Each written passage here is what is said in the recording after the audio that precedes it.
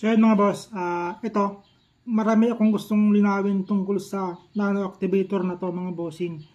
Ito kasi mga boss is hindi niya talaga kayang i-recover yung mga battery na talagang sira ng mga boss, yung total dead na. Kaya ito, meron tayong dalawang battery dito mga boss. Ito, humina lang siyang bumagal mag-charge tapos humina yung performance niya. Ito kaya nyo itong i-recover mga boss. Kaya, dagdagan nyo lang ng ganito. Tapos, yung total na sira talaga, kaya yun namang dead na talaga na battery, kagaya nito mga boss, hindi na to pwedeng i-recover mga bossing. Yun yung talagang katotohanan yun mga boss. Merong mga battery na hindi niya kaya talagang bigyan ng lunas nito. Meron ditong direction, meron ditong kung paano gamitin mga boss. Tapos yung mga dapat isaalang-alang at dapat tandaan mga boss. Paliwanag ko na lang mga boss, paliwanag ko na lang. Kasi yung mga ganitong nano activator, lahat ng nano activator mga bossing is pandagdag lang yan mga boss.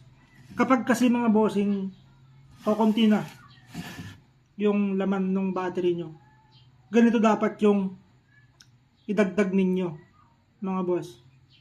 Huwag nyo dadagdagan ng acid o kaya yung battery solution kasi hindi na pwedeng lagyan ng ganon. Merong paliwanag dyan kung bakit hindi na pwedeng lagyan ng acid. At ganito lang dapat yung ilalagay yan mga boss. Tapos basahin ko na lang mga bossing. Basahin ko yung nilalaman nito. Sabi dito, ang produktong ito ay panlunas sa mga bateryang humina dahil sa sulfation. So yung ginagawa nito mga boss, yung mga tumigas na acid sa loob ng battery is kaya niyang basagin, kaya niyang tunawin mga bossing.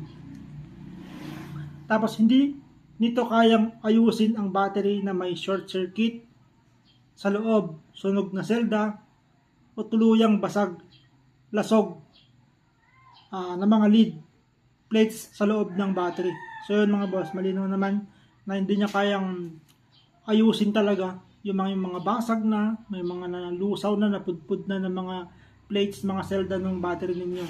So ang kaya lang talaga niya, yung pinakakaya nitong gawin mga bossing, kapag humina yung performance niya, kaya niyang pabalikin sa dati.